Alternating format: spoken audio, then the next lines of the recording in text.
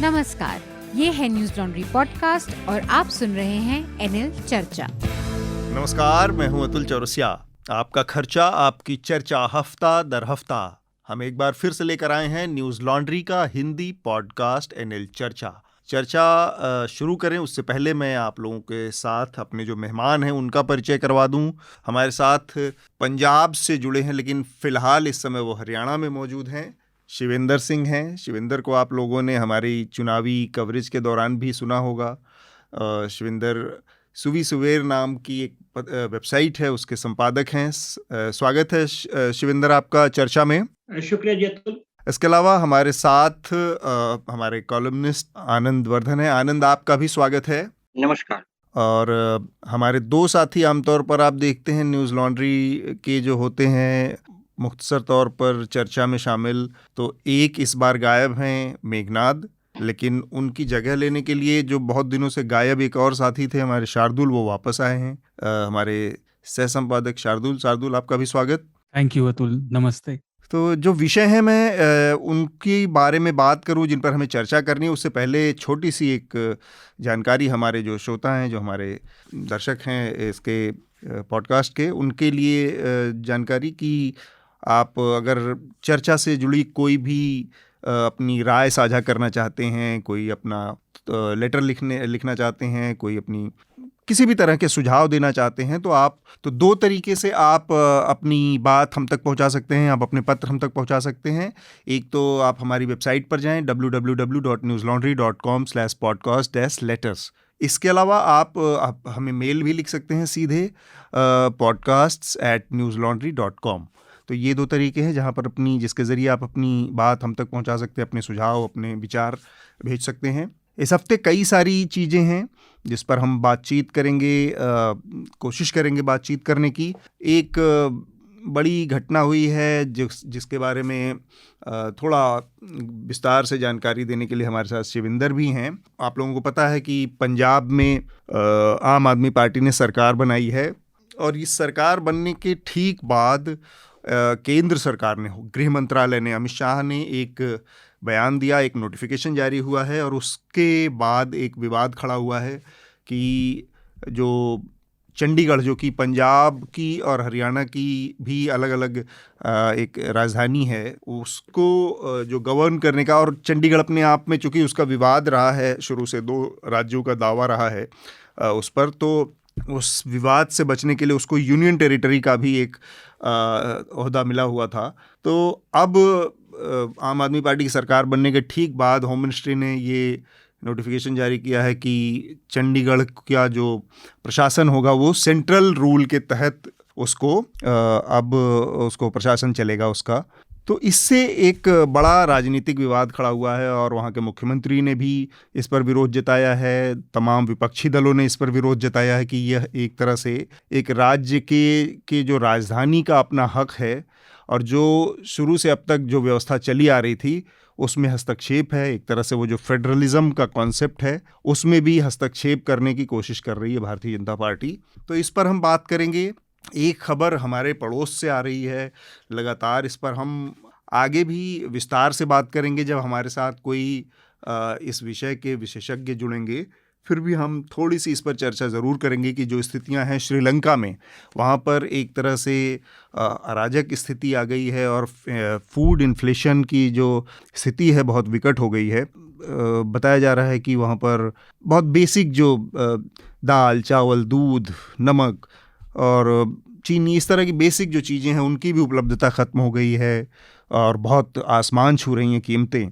तो ये अचानक से स्थिति क्यों पैदा हुई, जबकि श्रीलंका के बारे में ये कहा जाता है था एक टाइम पे कि साउथ एशिया में उसकी इकोनॉमी में बहुत पोटेंशियल था, छोटा देश था, और उसकी जो प्रोडक्टिविटी थी, चाय और इन तमाम जो कुछ जो वहाँ के स्थानीय उपज थी, वो पूरी दुनिया में बहुत पॉपुलर थी। इसके बावजूद ऐसा कैसे हुआ कि अचानक से उसकी पूरी अर्थव्यवस्था और एकदम काबू से बाहर चली गई है?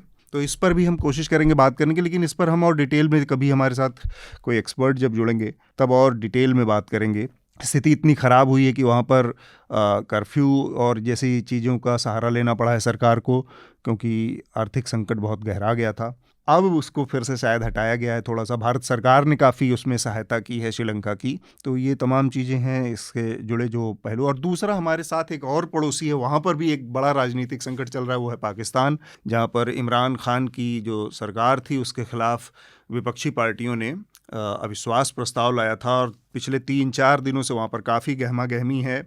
अभी तक की जो स्थिति है कि इमरान खान ने इस्तीफ़ा देने से तो इनकार कर दिया है, लेकिन जो हाउस का नंबर है वो उनके ख़िलाफ़ है, क्योंकि जो महत्वपूर्ण पार्टी थी जिसके समर्थन से उनका बहुमत का आंकड़ा बन रहा था, MQM, उसने समर्थन वापस ले लिया है और बाकी विपक्षी दलों ने भी वापस ले लिया है। तो जो बहुमत का आंकड़ा है उससे नीचे आ गई है। तो एक बार फिर से वहाँ पर इमरजेंसी आपातकाल की स्थितियाँ पैदा हो गई हैं, एक राजनीतिक अस्थिरता की स्थिति पैदा हो गई है। और जो हमेशा हम देखते हैं कि पाकिस्तान में कोई चुनी हुई सरकार अपना कार्यकाल पूरा नहीं कर पाती, तो वो स्थिति एक बार फिर से पाकिस्तान में दिख रही है। लगभग आना अवश्यंभावी दिख रहा है, क्योंकि इमरान खान के लिए बहुत सारे ऑप्शन, जानकारों की अगर बात माने तो बहुत ऑप्शन दिख नहीं रहे। अपने देश में लगातार चुनाव के बाद पिछले 10 दिनों में, एक्चुअली 11 दिन हो गए बढ़ते हुए, पेट्रोल और डीजल की कीमतों में तेज़ी से बढ़ोतरी हो रही है। और 11 दिनों में 9 दिन लगातार पेट्रोल और डीजल की कीमतों में बढ़ोतरी की है सरकार ने। कहीं कहीं यह कीमत, पेट्रोल की पर लीटर कीमत 112 रुपये, 111 रुपये लीटर तक चली गई है। और गैस, जो कि रसोई गैस है, इसकी भी कीमतों में बहुत तेज़ वृद्धि हुई है, काफ़ी इजाफा किया गया है। जो घरेलू रसोई गैस है उसमें 50 रुपये की एक मुश्त बढ़ोतरी सरकार ने की है। और आज की खबर ये है कि जो कॉमर्शियल स्तर पर जो रसोई गैस, कुकिंग गैस का सिलेंडर आता है, उसकी कीमत में 250 रुपये बढ़ोतरी की गई है। तो ये एक बढ़ोतरी है जिससे आम लोगों के अंदर भी एक तरह का वो है। और राजनीतिक पार्टियां इस पर काफ़ी हो हल्ला मचा रही हैं। कल कांग्रेस पार्टी ने पूरे देश के ज़िला मुख्यालयों पर और यहाँ पर दिल्ली में भी राहुल गांधी के नेतृत्व में विरोध प्रदर्शन किया पेट्रोल, डीजल और रसोई गैस की कीमतों के लिए। इसके अलावा गृहमंत्री अमित शाह ने संकेत दिया है कि नागालैंड, असम और मणिपुर के कुछ इलाकों में AFSP AFSPA, जो कि arm force special power act है, इसको हटाया जाएगा, रिड्यूस किया जाएगा, इसकी इंटेंसिटी कुछ जिलों से कम की जाएगी। तो ये एक बड़ी खबर है। इसके अलावा जर्नलिस्ट राना अयूब विदेश जा रही थी, उनको किसी सम्मेलन में हिस्सा लेना था, वहाँ पर भाषण देना था पत्रकारों के बीच, लंदन जा रही थी, लेकिन उनको एयरपोर्ट पर ED ने रोक लिया और उनके ऊपर जो केस चल रहा है उसको आधार बनाकर सरकार ने, ED ने दावा किया है कि उनको विदेश जाने से की अनुमति नहीं है।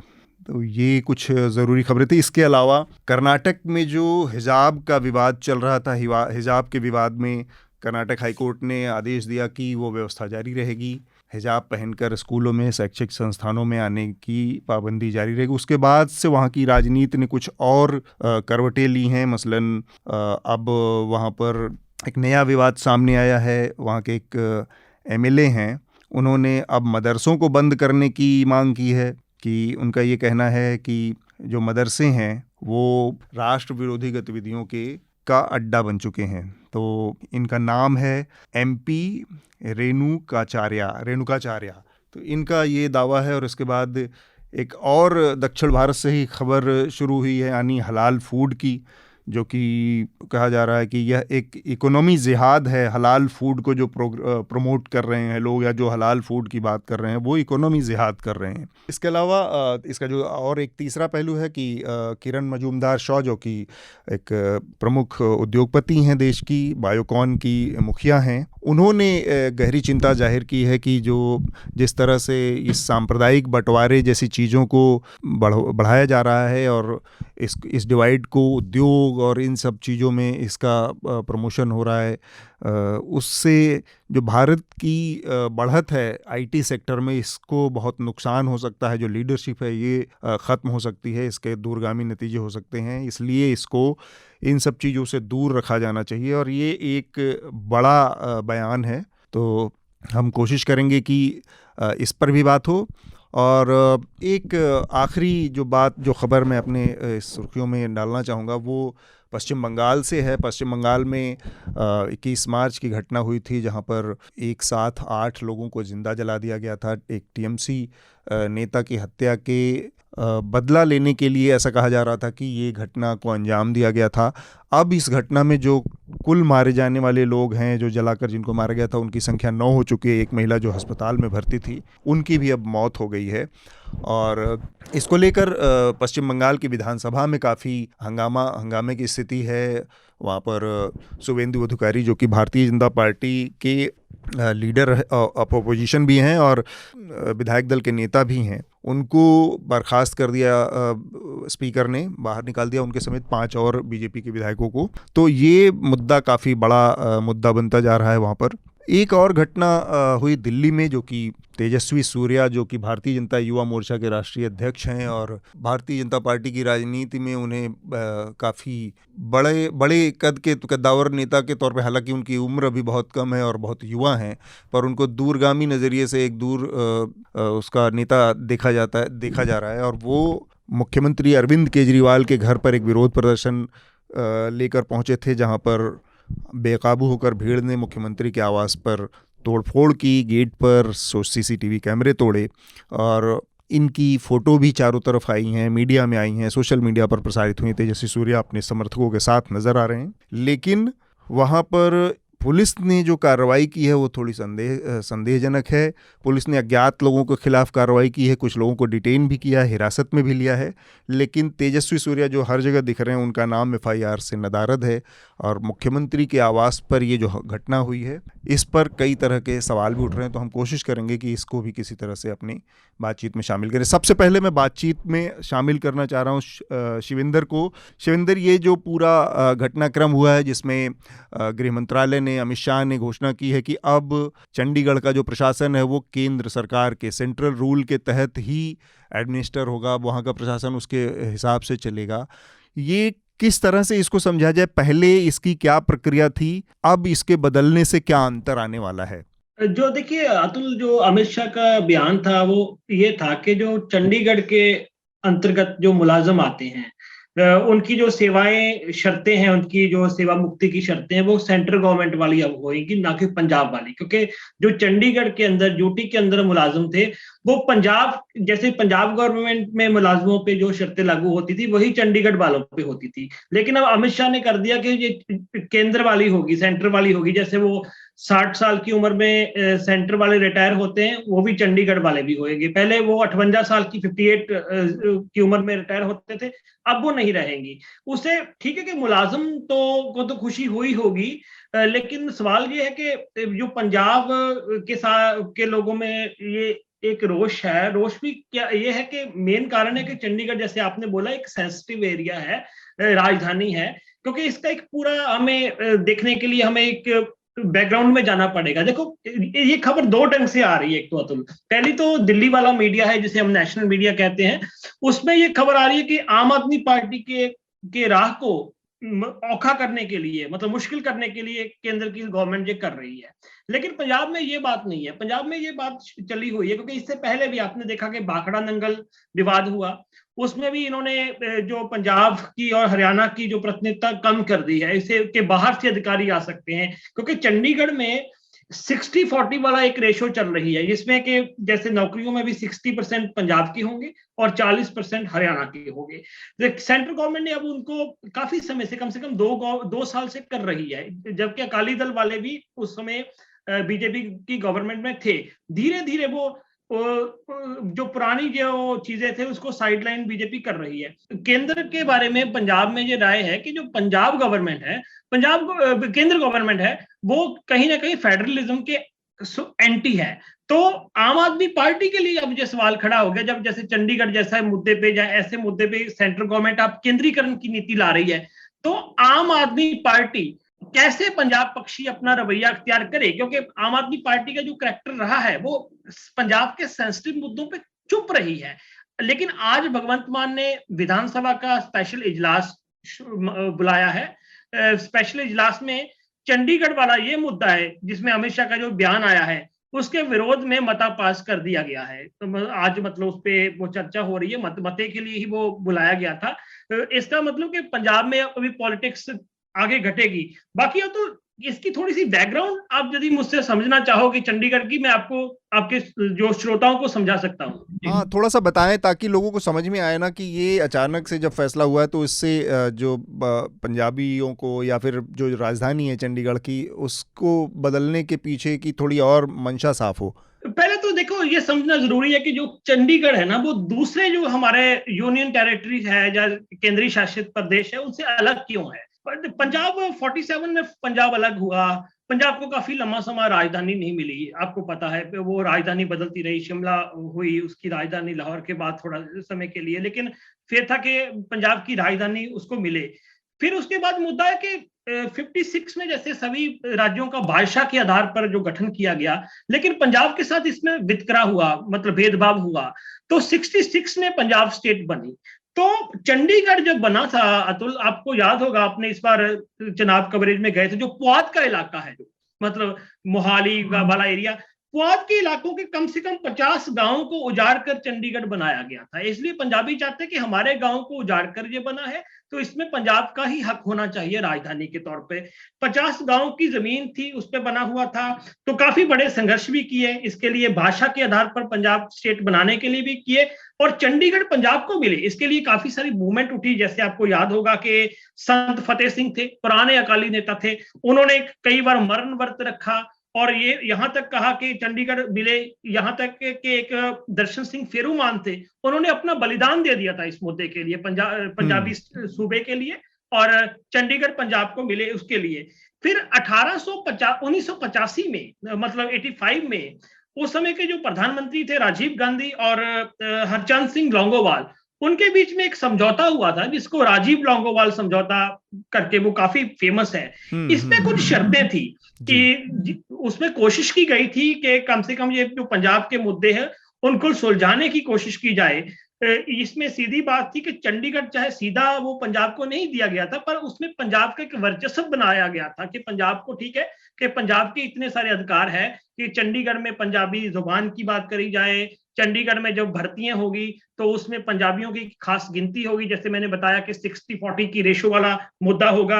ये तमाम चीजें थी क्योंकि पंजाबी काफी समय से महसूस कर रहे थे कि पहले लाहौर था हमारे पास, अब लाहौर तो उधर दूसरे वाले पंजाब में चला गया, हमारी राजधानी कौन सी होगी। आपको मैं बताऊं, जब ये बनाया भी गया था चंडीगढ़, तो चंडी मंदिर का जो चंडी मंदिर जिसके नाम पे चंडीगढ़ बना गया है, तो उसका इलाके को देखा गया भी, ये इलाका है। तो जवाहरलाल नेहरू उस समय पहली दफा आए थे।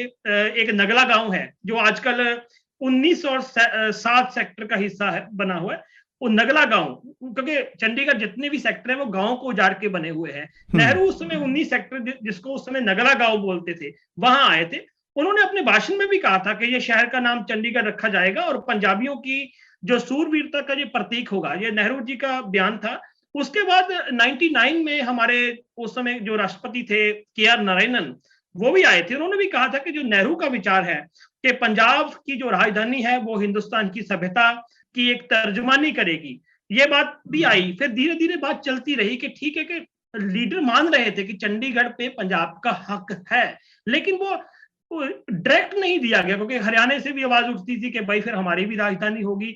लेकिन एक बात तो था कि आधार उस पर पक्का था, क्योंकि एक बड़ा कारण था कि जो लोगों को उजाड़ा गया था अभी भी उनका पुनर्वास नहीं हुआ, काफी लोगों का जो चंडीगढ़, क्योंकि ये कभी खबर नेशनल मीडिया में आई नहीं कि जिन गांवों को उजाड़ कर चंडीगढ़ बना था, अभी भी बहुत सारे लोग ऐसे हैं उनको अभी तक भी उनका कोई पुनरुत्थान उस ढंग से हुआ नहीं जैसा होना चाहिए था। सो ये कुछ कारण थे जिस पे के पंजाब मानता है कि हमारा हक है। तो ये एक ऐसी गुंजलदार मसला था जैसे कि कश्मीर वाला मसला था। तो सेंट्रल गवर्नमेंट ने आते ही, एक तो क्योंकि इनकी अपनी केंद्रीकरण की नीति है, तो वो संघीय ढांचे के उलट है, उन्होंने कुछ फैसले लिए। खास करके पंजाब के लोग तो ये भी देखते हैं कि बीजेपी की पंजाब में दाल नहीं गल रही। ये पंजाब में यदि हम आम ही जाए तो उनका कहना है कि ये कहीं ना कहीं सेंट्रल गवर्नमेंट हमें सबक सिखाना चाहती है पंजाब को, ये पंजाब में ये भी मत उभर रहा है। अब सवाल ये है कि इस हालत में लगभग आज हमने देखा कि विधानसभा में लगभग सभी पार्टियां बीजेपी को छोड़कर इस मुद्दे पे एकमत है कि हाँ, चंडीगढ़ के जरिए चंडीगढ़ के में जो पंजाब का एक असर है उसको कम करने की कोशिश हो रही है। अब सवाल था कि आम आदमी पार्टी ने आज सेशन बुलाया है विधानसभा का, ये एक पंजाब के लोग इसको अच्छा साइन मान रहे हैं, पर इससे पहले चुनाव के दौरान आम आदमी पार्टी ये मुद्दे पे काफी चुप रही है। जैसे कि चंडीगढ़ का मुद्दा है, पंजाब के जो पानियों की बंटवारे का मुद्दा है, वो उस पर पंजाब का अधिकार होना चाहिए, ये मुद्दा है। अच्छा, कुछ इलाके ऐसे हैं पंजाब के भाषाई इलाके जो पंजाब में आने चाहिए, पंजाब से बाहर है पंजाबी बोलते हुए इलाके, वो मुद्दा है। इन मुद्दों पे कहीं ना कहीं आम आदमी पार्टी चुप रही है। अब मेरे ख्याल में आगे चलकर आम आदमी पार्टी को ये सभी मुद्दे एड्रेस करने पड़ेंगे, क्योंकि पंजाब एक ऐसा स्टेट नहीं कि दिल्ली की तरह आपका जो काम चल गया जी ठीक है। पंजाब में बहुत सारे सेंसिटिव मुद्दे हैं, वहां आप वो काम नहीं कर सकते। वहां पंजाब में राज करने के लिए आपको एक जो फेडरल स्ट्रक्चर वाला स्टेट है ना, उसकी जो तासीर है उसको समझना जरूरी होगा। ठीक बात।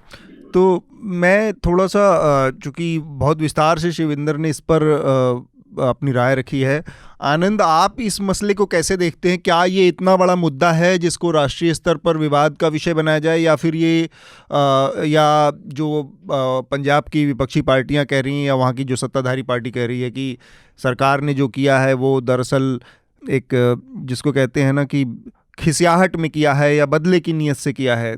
आपका अपना मत क्या है इस मामले में? मेरे ख्याल से ये मतलब केंद्र सरकार की कोई बहुत तत्कालिक प्रतिक्रिया नहीं है। पिछले 6-7 वर्षों में देखें, एक बार आपको 2016 में याद होगा कि जो चंडीगढ़ के प्रशासक पंजाब के राज्यपाल ही होते हैं 1984 के बाद।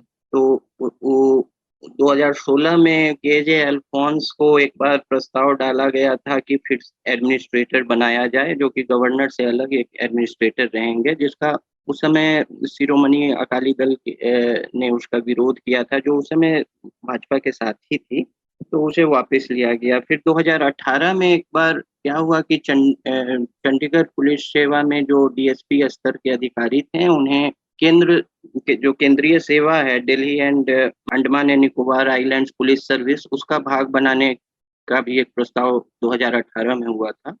वो भी विवाद में परिवर्तित हो गया था और वो भी वापस लेना पड़ा था केंद्र सरकार को। तो पिछले 6-7 वर्षों में 2 ऐसे प्रसंग पहले भी हो चुके हैं, और एक अभी क्योंकि सत्ता परिवर्तन के बाद यह हुआ है, तो उस राजनीतिक दृष्टि से भी देखा जा रहा है।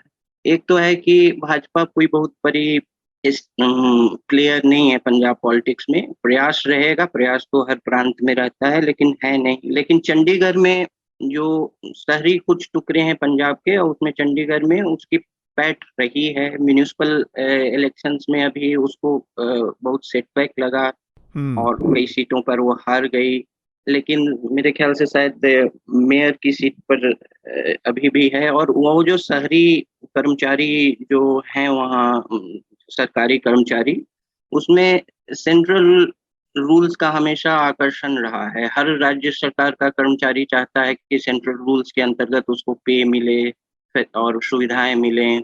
तो वो मेरे ख्याल से एक ये भी होगा कि एक शहरी क्षेत्र में अपनी पैठ बने कर्मचारियों के ही थ्रू। और 20-25 साल से कर्मचारियों में तो ये अपना स्वार्थ रहता है कि हमें सेंट्रल गवर्नमेंट के रूल्स के अंदर हमें सुविधाएं मिलें। जैसे 58 से 60 साल हो जाना रिटायरमेंट एज, फिर महिलाओं को 1 साल से बढ़कर 2 साल का चाइल्ड केयर लीव मिलना, ये सब जो है एक लोभ होता है। ठीक बात है। और दूसरी बात है कि जैसा कि शिविंदर जी बता रहे थे कि 66 में जो पंजाबी सूबा आंदोलन हुआ, उस समय जो पंजाबी भाषा बोलने वालों के लिए अलग प्रांत बना, जो पहले ईस्ट पंजाब था वो पंजाब हो गया, फिर हरियाणा हुआ, और उस समय हिमाचल प्रदेश से जो है यूटी हुआ करता था, जो केंद्र प्रशासित प्रदेश हुआ करता था, बाद में राज्य बना। तो ये जो हुआ उस समय क्या है कि जो रहेंगे तो यूटी के कर्मचारी, लेकिन पंजाब सरकार के रूल्स के अंदर काम करेंगे।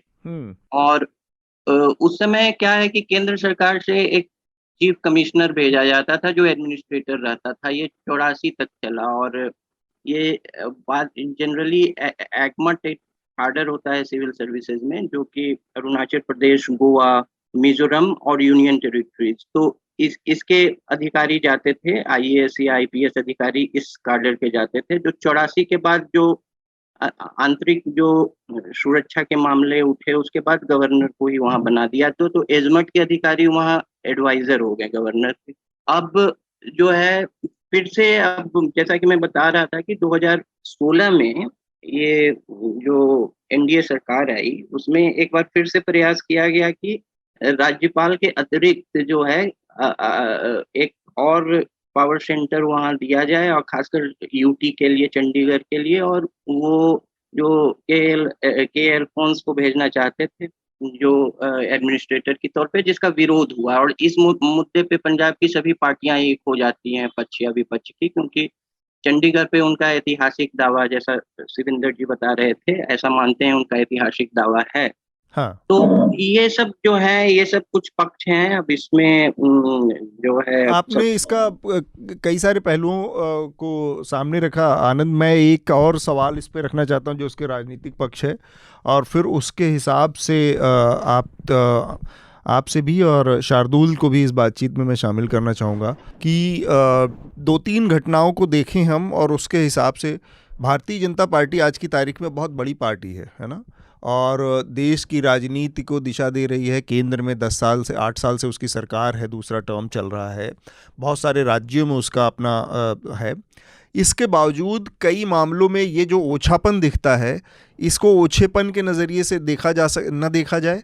जैसे दिल्ली में जब दूसरी बार आम आदमी पार्टी की सरकार बनी, इमीडिएटली दिल्ली के सरकार के अधिकारों में कटौती का बिल पास किया गया, और फिर से उसको परिभाषित किया गया नए सिरे से कि राज्यपाल या जो लेफ्टिनेंट गवर्नर है वही सब कुछ होंगे और उनके अंडर में काम करना पड़ेगा। या फिर हाल में हमने देखा जिस तरह से डेट तक कैंसिल करवा दी गई एमसीडी इलेक्शंस की, कि जिस दिन अनाउंसमेंट होना था उस दिन मैसेज भिजवाया गया पीएमओ से, और फिर तारीखें नहीं घोषित हो पाई। या फिर बीएसएफ का दायरा जो था 15 किलोमीटर से बढ़ाकर 50 किलोमीटर करना, जब बंगाल में हार हुई तो बॉर्डर स्टेट में इस तरह की चीज़ें की गई। फिर अब हम चंडीगढ़ के यूनियन टेरिटरी में देख रहे हैं जब आम आदमी पार्टी, तो ये जो बहुत सारी राज्यों में सरकार बनाने के बावजूद, केंद्र में एक छत्र बहुमत की सरकार बनने के बावजूद, जनता से एक बड़े हिस्से का समर्थन मिलने के बावजूद, ये ओछापन जो भारतीय जनता पार्टी की राजनीति में दिखता है, उस नज़रिए से इसको कैसे आप परिभाषित करेंगे आनंद? और फिर मैं शार्दुल की भी राय लेना चाहूँगा इस पर। शार्दुल, आप अपनी बात कहिए। देखिए, मैं आनंद ने अधिकतर बातें बताई, शिवेंद्र ने बताई, जैसे पंजाब पुनर्गठन एक्ट के हिसाब से प्रशासनिक स्तर पर ये सब निर्णय हुए थे। और मैं एक बाहर से अगर देखूं तो ये प्रशासनिक स्तर पर बड़ी पशुपश की स्थिति है। आप इसे लोगों के नजरिए से अगर आप देखें तो चंडीगढ़ में रहने वाले अधिकारी केंद्र के हैं, कुछ हरियाणा सरकार के हैं, कुछ पंजाब के हैं। अब छोटी छोटी चीजें, जैसे वहां के जैसे सरकारी आवासों में किसे प्राथमिकता मिलेगी, अगर उनके विंग अलग अलग हैं तो फिर उनमें प्राथमिकता किसकी पहले, ये कैसे डिसाइड होगा? चलिए, ये भी अगर डिसाइड हो जाए तो उसके मानक क्या होंगे? और केंद्र की सर्विसेज के और राज्यों की के नियम अलग अलग हैं, तो वो भी आपस में खींचतान का मुद्दा बनता है। एक और बात कि जब ये एक्ट के हिसाब से बनी थी तो चंडीगढ़ एक शहर है और इतने वर्ष हो गए, अब तक यह निर्णय नहीं हो पाया। अगर वो शहर हरियाणा और पंजाब दोनों की राजधानी है तो फिर वो एक थोड़े समय के लिए होना चाहिए था। वो केंद्र शासित प्रदेश भी है। ये पशुपश की स्थिति है। आपने जो राजनीतिक मायनों पर बात करी, तो ये टकराव तो बिल्कुल होगा, जैसे आप कह रहे हैं। यह सोचना कि कोई भी सत्ता, चाहे वो कोई भी हो, और इस समय वो भारतीय जनता पार्टी है केंद्र में, जनहित के लिए अपने हाथ में लिए हुए अधिकारों को छोड़ देगी, तो यह भारत के तथ्यों से और इतिहास से मुंह मोड़ना है। ये एक आदर्शवादी विचार हो सकता है, इक्का दुक्का उदाहरण भी हो सकते हैं, लेकिन 100 में से 99 नहीं तो 95 बार नेता पहले अपनी ताकत सुनिश्चित करेंगे, नौकरशाह सबसे पहले किसी भी स्तर तक गिरकर अपनी नौकरी और पद की सुरक्षित करेंगे। उसके बाद अगर नंबर आया तो जनहित की बात होगी। और ये सारा तंत्र सिर्फ नेताओं की खींचतान का नहीं है ना, सिर्फ सत्ता का, इससे कमाई भी जुड़ी हुई है। जैसे आपकी रिपोर्टिंग ने और पंजाब के चुनाव के समय की रिपोर्टिंग में सामने आया कि जनता भ्रष्टाचार से परेशान है, तो ये बैठे बिठाए तंत्र है ना। तो अगर अब एक नया राजनीतिक क्षेत्र में नया खिलाड़ी उतरा है तो यह आश्चर्य नहीं होना चाहिए इस बात पे, यह तो होना सुनिश्चित है। और आम आदमी पार्टी के लिए मैं केवल इतना कहूंगा कि देखिए, इस सब से तो आपको लड़ना ही पड़ेगा। जब किसी की जेब पर, जगह पर, प्रतिष्ठा पर आपकी नई नीतियां वो जनता के हित के लिए हैं, अगर आप लेकर इक्वली बांटेंगे, तो जिनकी जेब से जा रहा है, चाहे वो बिचौलिए हों, चाहे वो दलाल हों, चाहे वो काम कराने वाले हों, वो सब आपके पीछे आए। सबका जीवन इसके हिसाब से फिट है, तो ये खींचतान होनी जरूरी है। जैसा आपने कहा कि दिल्ली में जब आम आदमी पार्टी की सरकार आई थी, तो वो एक प्रदेश के उसके जितने भी उसके पास अधिकार थे वो भी बहुत ही कम हो गए। तो अब देखिए, अब ये पंजाब में भी यही हो रहा है। बहुत ही एग्रेंडाइज्ड म्यूनिसिपल उसको बनाने के तरीके हैं ये, क्योंकि अगर आपके पास पूरे राज्य की सत्ता होगी और एक नया पार्टी आपको लग रहा है वो बैठा बिठाया तंत्र, जो आपसी समझ है अक्रॉस पार्टी लाइंस, उसको तोड़ेगी, तो ये खींचतान तो जरूर होगी और उन्हें लड़ना भी पड़ेगा। इससे तो मुंह मोड़ा ही नहीं जा सकता।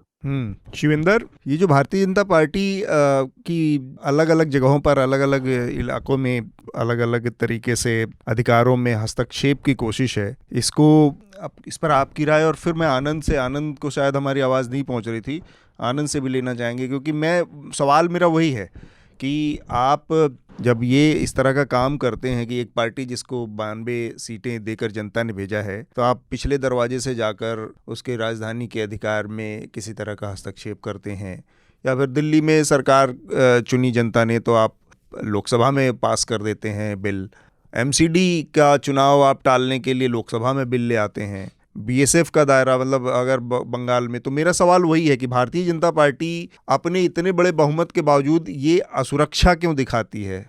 मुझे लगता है अतुल के जो भाजपा है उसका कोई असहमत हो सकता है मुझसे। एक तो भाजपा का किसी डेमोक्रेसी में यकीन नहीं है, ना ही उसका जो लोकतंत्री मूल्यों में यकीन है। आप उसके पार्टी के स्ट्रक्चर को भी देख लीजिए, यहाँ तक के जो आज हमारे मौजूदा प्रधानमंत्री हैं, जब वो गुजरात में होते थे तो भी देख लीजिए उनका क्या स्टाइल होता था। अब वही गुजरात वाली चीज अब मुझे हिंदुस्तान में दिखाई देने लगी है।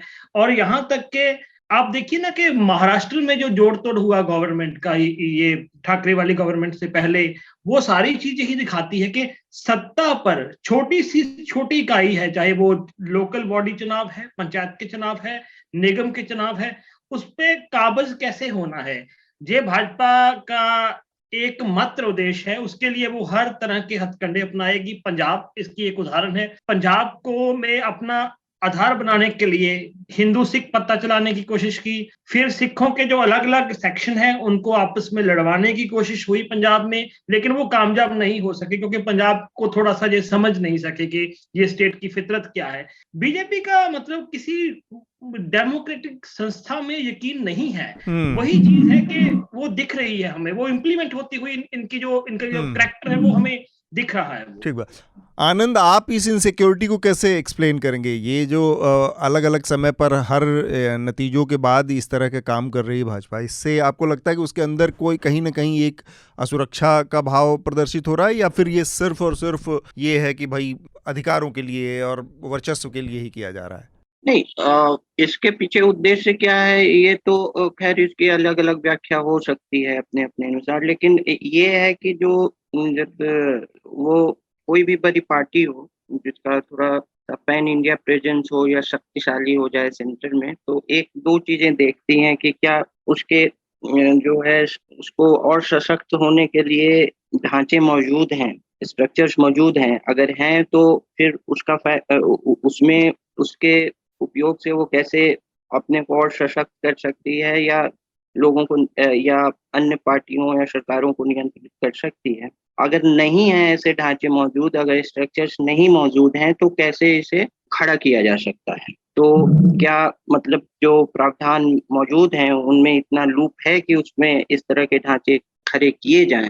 तो इस एक्सप्लोरेशन में हमेशा रहती है, और भाजपा ने कुछ मुद्दों पर ये एक्सप्लोरेटरी में जो है रवैया दिखाया है। और जो पुराने जो फेडरल तनाव के मुद्दे थे, वो जब कांग्रेस बहुत सशक्त थी सेंटर में, उस समय भी 356 का दुरुपयोग का मामला हो या और भी चीजें हों, तो काफी, लेकिन कांग्रेस के जो है कमजोर होने के बाद कांग्रेस का भी ये रवैया जो है थोड़ा ढीला पड़ा, और जो पुशबैक है वो भी रहा, क्योंकि क्षेत्रीय पार्टियां सशक्त हुई, तो आपकी गठजोड़। बात से ऐसा नजर आ रहा है कि भारतीय जनता पार्टी दूसरी कांग्रेस बन गई है ताकत के लिहाज से। दूसरी कांग्रेस मतलब केंद्र में जो बहुत शक्तिशाली रहेगी, कि उसका जो है एक मतलब उसकी कहिए कि प्रवृत्ति ही ये जो है सत्ता की प्रवृत्ति उस तरह से हो सकती है कि वो ढांचे खोजेगी, वो संवैधानिक ढांचे अगर मौजूद हैं तो उसका उपयोग, या नहीं तो ऐसा उस लूप में खड़ा करेगी। तो जो कोएलिशन गवर्नमेंट्स हैं या केंद्र में जो है सत्तारूढ़ जो पार्टी है उसके कमजोर होने के साथ ये प्रवृत्तियां कम हुई थी, लेकिन जो पिछले कहिए कि 7-8 वर्षों में ये प्रवृत्ति फिर दिखी है। और कोई पार्टी विशेष को नहीं लेकर मैं ये कर रहा हूँ कि एक स्ट्रॉन्ग सेंटर की ये प्रवृत्ति रहती है। ठीक बात है। हम अपने अगले विषय की तरफ बढ़ते हैं, जो कि हमने कहा कि हिजाब वाले घटना के बाद से जो शुरू हुआ है विवाद, उसमें कई और चीज़ें जुड़ी हैं। जैसा कि मैंने बताया आपको शुरुआत में कि एक एमएलए हैं भारतीय जनता पार्टी के कर्नाटक के, उनका दावा है कि मदरसे हैं इनको बंद किया जाना चाहिए, ये राष्ट्र विरोधी गतिविधियों के अड्डे हैं, यहाँ पर सिर्फ देश विरोधी बातें सिखाई जाती हैं। और ये इनका तर्क है। इनका नाम है MP रेणुकाचार्य। और एक इसी से जुड़ी घटना है जो कि नेशनल जनरल सेक्रेटरी हैं भारतीय जनता पार्टी के CT रवि, उन्होंने हलाल फूड को इकोनॉमिक जिहाद कहा है। इकोनॉमिक जिहाद मेरे ख्याल से, एक तो मैं इस घटना और इसका तीसरा जो पहलू है उस पर भी मैं बात करूंगा, जो कि किरण मजूमदार शॉ जो कि बायोकॉन की हेड हैं, उनके बयान पर बात करूंगा। लेकिन सबसे पहले मैं ये जो हलाल का या इस तरह का कॉन्सेप्ट है, इसको इकोनॉमी से जोड़ना मुझे थोड़ा सा बड़ा सरप्राइजिंग लगा। शार्दुल अगर इस पर अपनी राय रख सकें, क्योंकि और बाकी दोनों लोग भी, आनंद और शिवेंद्र भी, कि हमारे यहाँ इस तरह का कोई फूड से लेकर धार्मिक वो नहीं है। मोटा मांसाहार को लेकर एक प्रतिबंध का विचार है हिंदुइज्म में, लेकिन वो भी बहुत ही एरिया स्पेसिफिक है। जैसे आप अगर देखें तो जातियों के क्रम में तो बहुत सारी जातियों में मांसाहार एक्सेप्टेड है, बहुत सारी जातियों में जो सवर्ण जातियां हैं या ऊपरी जातियां हैं, बड़ी जातियां हैं, ब्राह्मण खासकर उनमें, और उसमें भी उत्तर भारत के जो ब्राह्मण हैं उसमें मांसाहार वर्जित है। पूरी समाज में बहुत सारे इलाकों में, जैसे गुजरात और इधर हरियाणा और इस इलाके में आर्य समाज और इसका प्रभाव जिधर है, या जैन का धर्म का प्रभाव जिधर है, बहुत सारी जगहों पे मांसाहार का प्रभाव वर्जित है पूरे समाज में। वहीं अगर हम बंगाल के हिस्से में देखें तो ब्राह्मण समाज पूरी तरह से मांसाहारी है। मिथिला के इलाके में पूरा जो ब्राह्मण है वो भी मांसाहारी है। कोस्टल इलाकों में, क्योंकि वो फूड कल्चर से जुड़ी जो चीज़ें हैं वहाँ पर वो बेमायने हो जाता है। तो ऐसे में हलाल फूड या इस तरह के फूड का, अगर ये बात पंजाब के या सिख समुदाय की तरफ से आए तो भी बहुत वाजिब एक बात मानी जा सकती है, क्योंकि वहाँ पर खान पान के इस विचार को बहुत ही मतलब स्पष्ट शब्दों में रेखांकित किया गया है। उसका विचार दिया गया है कि आपको झटका खाना है और कुछ चीज़ें नहीं करनी है। हिंदुइज्म में जहाँ पर इस तरह की चीज़ों नहीं है, वहाँ पर हलाल जैसी चीज़ों के मुद्दे को उठाने का बहुत कोई बड़ा विचार रीज़न समझ में आता है, एक्सेप्ट कि इसके पीछे आपकी जो अपनी इनहेरेंट एक घृणा है या नफरत है एक समुदाय के प्रति, वो काम कर रही है। शार्दुल जी अतुल, देखिए आपकी बात बिल्कुल ठीक है कि ये नफरत वाली बात है। रही बात शाकाहार की, तो मैं आंकड़े बता देता हूँ। भारत के करीब 39% आबादी ही शुद्ध शाकाहारी है, और वो जैसा आपने कहा उत्तर भारत का रीजन है, उसमें भी वैष्णव और जैन इस जो उस पूजा पद्धति को ज़्यादा मानते हैं उनके बीच है। अब एक चीज़ जो बड़ी साधारण है और सबको समझ आने वाली है वो है कि खान पान भौगोलिक परिस्थिति पर निर्भर करता है। जैसा आपने कहा, तटीय क्षेत्रों में अधिकतर लोग मत्स्य पान का मछली खाना या सी फूड लेंगे। जो लोग थोड़ा रेतीले इलाके में रहते हैं वो अलग तरह का खान पान लेंगे, वहाँ मसाले भी ज़्यादा हो जाते हैं कई बार। ये भौगोलिक स्थिति पे निर्भर करता है। अब ये लोग क्यों टारगेट कर रहे हैं और मदरसों को क्यों कर रहे हैं, तो देखिए ये समाज को देखने का मूर्खतापूर्ण तरीका है, ये समझदारी भरा तरीका नहीं है ना। अब है क्या कि मैंने एक जो चीज नोटिस की, और बाकी लोग उस पर कहीं ज्यादा बेहतर बता पाएंगे, जिस भी राज्य में थोड़ा सा चुनाव आने को होता है वहां ये सब करतब शुरू हो जाते हैं। ये पब्लिक का सेंटिमेंट मोबिलाइज करने का एक तरीका है। हो सकता है आपको जो मदरसों में पढ़ाया जा रहा है उस कोर्स को रिफॉर्म करने की जरूरत लगे, लेकिन उसकी बात करने का तरीका ये नहीं है। भाई आप चाहते हैं कि अगर वहां पढ़ने वाले बच्चों का रिफॉर्म हो तो आप कोर्स की बात करिए ना। आप ये क्यों कह रहे हैं कि जिहाद आतंकवाद के तरीके हैं? क्या यही बात गुरुकुल कांगड़ी के लिए भी कही जा सकती है? नहीं कहेंगे वो। इसका कारण जैसा आपने कहा, ये कोई लंबी बात है ही नहीं। चुनाव आ रहे हैं और वो चाह रहे हैं पब्लिक मोबिलाइज हो, तो उसके लिए किया जा रहा है। अब देखिए क्या कर रहे हैं।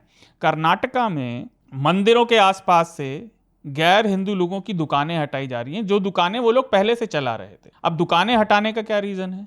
ये समाज में और बंटवारे का तरीका है ना भाई। आम तौर पर किसी भी पूजा स्थल के आसपास उस पूजा स्थल से अगर फॉलो करने वालों को नहीं तो कम से कम सहानुभूति रखने वाले लोग ही आपको अधिकतर मिलेंगे। हमारा समाज इतना आपस में मिला जुला है कि वहां पे हो सकता है दूसरी पूजा पद्धति के लोग, लेकिन वो दूसरे की इज्जत करते हैं, उनसे उनका काम धंधा चलता है। अगर आप सामाजिक विरक्ति ले आएंगे, बिल्कुल ही अलग घेटोवाइजेशन कर देंगे कि ये अलग हैं और ये अलग हैं, तो समाज बटेगा ही।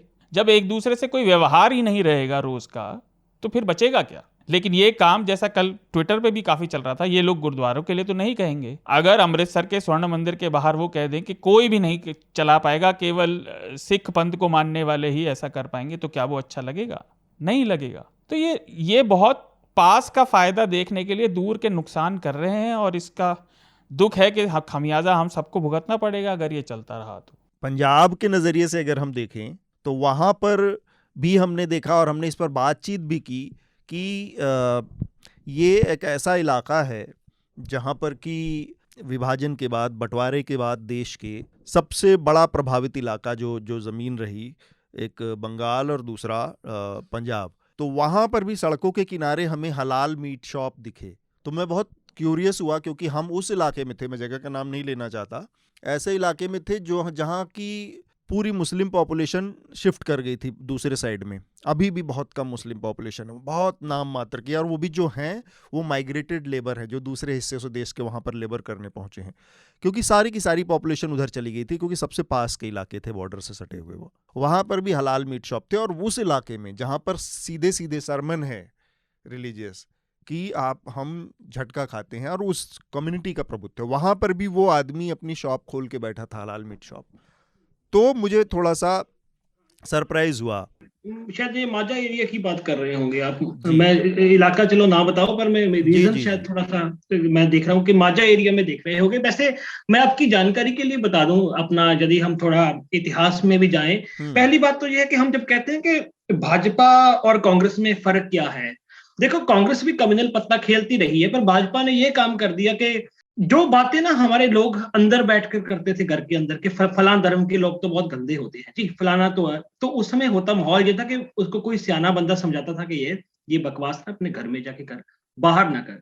बीजेपी ने इसको पब्लिकली कर दिया कि मतलब गंद बकना है, पब्लिकली बकिए, जो जितना गंद बकेगा उसकी उतनी ही भाजपा में तरक्की होगी। दूसरी बात, जो सिखिज्म है ना, सिखिज्म में ऐसा कोई कॉन्सेप्ट नहीं है। मैं आपकी जानकारी के लिए बता दूं, झटका और हलाल वाला, ये कारण क्या है जो बताया जाता है वे सिख ऐसे ही नहीं ऐसे खाते हैं, ये क्योंकि सिखिज्म में भी कई सारी बकवक धारणाओं को मानने वाले लोग ऐड होने शुरू हो गए थे। उदासी पंथी हो गए थे, पृथ्वीचंद का मीणा संप्रदाय हो गया था, ये गुरु काल के समय में ही हो गए थे। लेकिन यदि हम श्रोमणी कमेटी की खुद कई किताबें छापी हुई है, जैसे प्रिंसिपल सतवीर सिंह की किताब है, उसमें वो बड़ा कमाल की बात कहते हैं। वो कहते हैं कि एक व्यक्ति है, वो सिखों के एक गुरु का नाम लेके बताते हैं कि वो बंदा गुरु जी को कह रहा है कि मैं जी हिंदू धर्म छोड़ के मुसलमान धर्म अपना लिया। वो बोले कि क्यों अपनाया भाई? वो इसलिए अपनाया कि देखो जी हिंदू धर्म में ना खाने पीने पे रोक लगी हुई है। वो बोले कि यदि खाने पीने के लिए धर्म छोड़ना है तो सिख में आ जा यार, क्योंकि मुसलमान धर्म में तो फिर भी एक चीज खाने के पे रोक लगी हुई है, सिख धर्म में वो भी नहीं है। इसी तरह पंजाबी के एक बहुत प्रसिद्ध राइटर है करतार सिंह दुग्गल, उनकी एक किताब है सरबत दा भला। सरबत का भला भी श्रोमणी कमेटी ने ही छापी हुई है।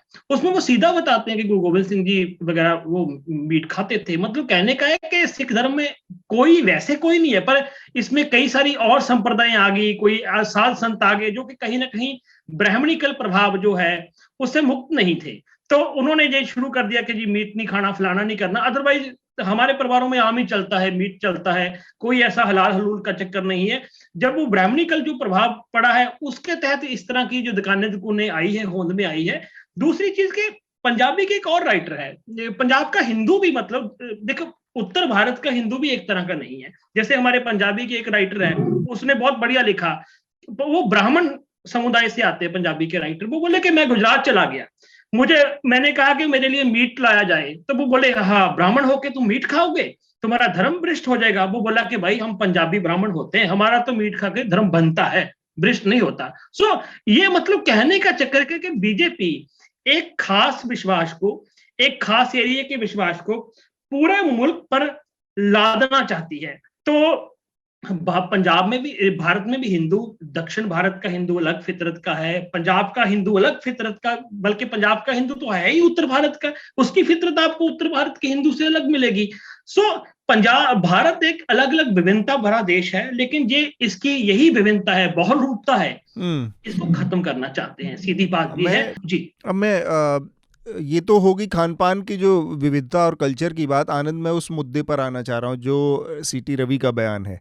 क्या ऐसा कोई इकोनॉमिक मॉडल हो सकता है हलाल और नॉन हलाल का, जिसकी ओर उनका इशारा है, या फिर सिर्फ इसको ये एक चुनावी वो है जो कि शार्दुल कह रहे हैं कि चुनाव के इर्द गिर्द लोगों को मोबिलाइज कर लिया जाए, उनकी भावनाओं को थोड़ा सा उद्गार दिया जाए और फिर उसका लाभ उठा लिया जाए कर्नाटक के चुनाव में, या अलग अलग जो भी चुनाव चल रहे हैं देश में?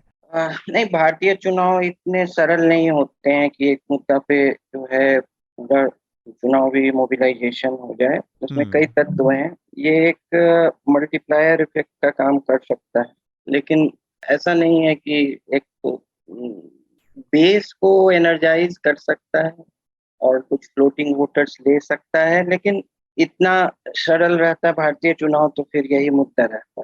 लेकिन एक चीजें ये है कि जो हलाल है वो, अगर मान लीजिए एक धार्मिक प्रैक्टिस ही है, वो एक बाजार का कोई ऐसा प्रिंसिपल नहीं होता है। बाजार हमेशा जो है विक्रेता खोज लेता है या जो खरीदार खोज लेता है। वो आपको उसको बैन कीजिए या नहीं कीजिए, कई चीजें जो है प्रतिबंधित हैं, लेकिन वो अपना खरीदार खोज लेती हैं। तो हलाल पे कई कंपनियां भी सिर्फ खान पान में नहीं, कॉस्मेटिक्स वगैरह ये सब में भी हलाल सर्टिफाइड प्रोडक्ट्स हैं।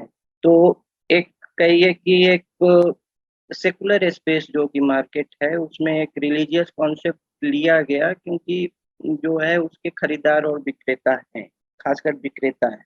तो ये सिर्फ भारत में नहीं, हर जगह है। तो ये एक जो मार्केट का एक अलग तर्क है। मेरा ये कहना है आनंद, मैं इसको दूसरे तरीके से थोड़ा सा और साफ तरीके से रखूं, कि जब हमारे यहाँ इस तरह का कोई विचार ही नहीं है खान पान में, तो इस तरह की चीज़ को अगर कोई राजनीति हवा दे रही तो उसकी मंशा क्या हो सकती है, सिवाय इसके कि उसका उस पर्टिकुलर कम्युनिटी से घृणा हो या द्वेष हो जिस कम्युनिटी में उस विचार के लिए शर्मन है।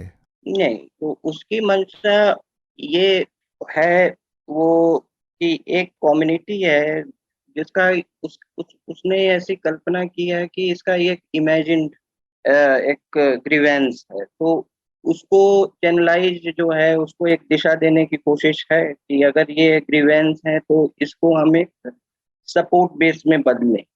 लेकिन ये मैं कह रहा हूँ कि कई तत्वों में एक तत्व हो सकता है, वही सिर्फ एकमात्र तत्व नहीं हो। दूसरी बात है कि जो प्रैक्टिसेस हैं वो इतने विविध तो हैं ही, जैसे पंजाब का जिक्र कर रहे थे। अब पंजाब में ही जैसे 1872 में सिखों में भी जो एक संप्रदाय कुका रिबेलियन जिसको कहते हैं, तो आधुनिक भारत में जो है गौ हत्या के खिलाफ सबसे बड़ा आंदोलन जो है उससे पहले छिटपुट आंदोलन हुए थे, लेकिन जो कुका रिबेलियन 1872 का था वो सिखों के अंदर के एक संप्रदाय से आया। तो और जबकि दूसरे सिखों के अंदर दूसरे संप्रदाय जो हैं वो अलग विचार रखते हैं खान पान में या जिसमें। तो इस तरह की विविधता तो खान पान में है ही, और जरूरी नहीं है कि धार्मिक प्रवृत्ति से ही प्रभावित होकर कोई मांसाहारी हो या शाकाहारी हो। तो जो मोनोलिथिक कम्युनिटीज ऐसे मान लिए जाते हैं कि ये कम्युनिटी या इस जाति वर्ग से आ रहा होगा तो इसकी जो है फूड प्रेफरेंसेस यही होंगी। जी। ऐसा भी नहीं है, कई कई लोग जो है धार्मिक नहीं है वो भी शाकाहारी हैं, कई लोग जो धार्मिक हैं वो भी मांसाहारी हैं, तो यह भी है, कई तरह की विविधताएं हैं। अतुल, आनंद ने जो कहा उस पे मेरे दिमाग में एक बात आई कि मैं भी वही कहना चाह रहा था कि जैसे आनंद ने कहा ना, बेस को मोबिलाइज करने का तरीका है। तो आप देखिए बीजेपी में उभरते हुए नेता, अभी आपने बताया था तेजस्वी सूर्या, उनका कद बढ़ने का रीज़न क्या है? मुसलमानों को टारगेट करना। तो ये बेस में सितारा बनने की है। और दूसरी चीज़, जैसे हलाल बेस्ड प्रोडक्ट्स के खरीदार हैं तो वो मार्केट में आया, तो मुझे लगता है ये नफरत बेस्ड बाजार व्यवस्था उठाने का तरीका है। देखिए, आप उनसे नफरत करते हैं तो अब आपके लिए हम ऐसा करेंगे। जो हलाल बेस के खरीदार हैं वो तो अपने एक बिलीफ के उस पे आ रहे हैं कि उनकी पांथिक या सांप्रदायिक धार्मिक बिलीफ ऐसी है, ये उससे नफरत करते हैं, तो ये नफरत बेस्ड बाजार उठा रहे हैं। वो हलाल को मानते हैं तो हम देखिए आपके लिए बाजार बना रहे हैं जो हलाल का विरोध करता है। उसका कोई अपना बिलीफ का रीजन नहीं है, बस नफरत है। हम उसका एक तीसरा भी पहलू है, चूंकि कर्नाटक ऐसा लग रहा है कि दक्षिण भारत में जो अग्रेसिव या कट्टर हिंदुत्व का जो विचार है उसकी नई प्रयोगशाला बन चुका है। तो एक के बाद एक नए नए शगुफे वहाँ से आ रहे हैं। और उसी में एक शगुफा आया था कि भाई जो मंदिर हैं, मंदिरों के आसपास लगने वाले मेले हैं, उन मेलों में अब मुसलमानों को दुकान नहीं लगाने दिया जाएगा, मुस्लिम वेंडर्स को अलाउड नहीं किया जाएगा। ये कट्टरपंथी कुछ हिंदू संगठनों ने, हिंदू ग्रुप ने इसकी घोषणा की थी और उसकी वजह से एक बड़ी स्थिति पैदा हुई है तनाव की। और उस पर जो सबसे महत्वपूर्ण डेवलपमेंट हुआ वो ये कि एक जो देश की मशहूर उद्योगपति हैं जिनका जिक्र शुरुआत में मैंने किया, किरण मजूमदार शॉ, जो बायोकॉन के चीफ हैं, उन्होंने कर्नाटक के मुख्यमंत्री BS बोम्मई को टैग करके एक ट्वीट किया है और उन्होंने लिखा है कि Karnataka has always forced inclusive economic development and we must not allow such communal exclusion. If ITBT become communal it would destroy our global leadership. BS Bommai please resolve this growing religious divide. ये जो धार्मिक बंटवारे को लगातार बढ़ावा दिया जा रहा है और कर्नाटक में एक के बाद एक, जिस मशीनरी की ओर इशारा हम लोग अपने पिछले हमने बार बार अलग अलग मौक़ों पर करते रहते हैं कि एक फुल टाइम इलेक्शन मशीन है भारतीय जनता पार्टी। तो उस इलेक्शन मशीन के ये सारे पुर्जे हैं जो समय समय पर कभी मदरसे का इशू कोई लेकर आ रहा है, कोई हलाल का इशू लेकर आ रहा है, कोई हिजाब का इशू लेकर आ रहा है, कोई मुसलमानों को दुकान नहीं लगाने देने का। तो ये जो पूरी ओवरऑल मशीनरी के पुर्जे हैं, किरण मजूमदार शॉ का ये कहना कितनी बड़ी एंजाइटी का इशारा है आनंद, जो यहाँ के बिजनेस कम्युनिटी है, जैसा आप कह भी रहे थे अभी कि बिजनेस अपना बाजार खोज लेता है, या बिजनेस जो है कई बार वो रिलीजियस लाइंस जो हैं या जो फॉल्ट लाइंस है उनसे ऊपर होकर सोचता है। वहाँ पर बहुत सारी चीज़ें क्रेता विक्रेता और नफ़े नुकसान पर चलती हैं। उसको देखा जाए, उस लिहाज से भी देखा जाए तो किरण मजूमदार शाह का ये बयान कितनी बड़ी चिंता का इशारा है। किरण मजूमदार शॉ का इसमें मतलब वो कंसिस्टेंटली जो है वोकल रही हैं इस मुद्दे पे। और जो IT हब के रूप में बेंगलुरु का उभरना, और इसका एक पैरेलल आप मुंबई में देख सकते हैं कि मुंबई में जो है जो दक्षिणपंथी राजनीति का एक ओल्ड पोस्टर बॉय बाल ठाकरे जो है शिवसेना का दबदबा रहा है, और फिर भी जो है भारत की कमर्शियल हब रही है, अभी भी है। तो ये दोनों चिंताएं आपस में कहाँ इन दोनों का घर्षण होगा ये तो मुझे नहीं पता, मैं नहीं बता सकता कम से कम। लेकिन ये विरोधाभास जो है कितना व्याप्त है, ये व्यावसायिक जो इंटरेस्ट है, व्यावसायिक हित हैं, उसको कहाँ तक प्रभावित करेंगे।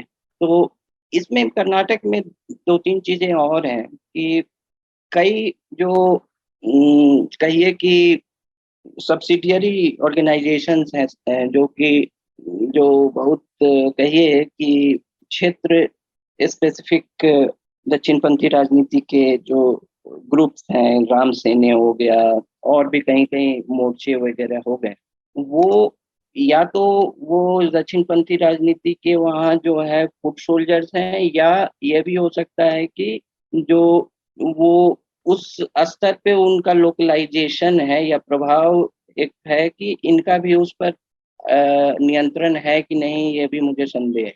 तो इससे बड़े बड़े राज्य हैं कर्नाटक से के, जहाँ पर जो इस तरह के स्प्लिंटर ऑर्गेनाइजेशंस हैं, वहाँ संघ परिवार का नियंत्रण फिर भी ज्यादा है।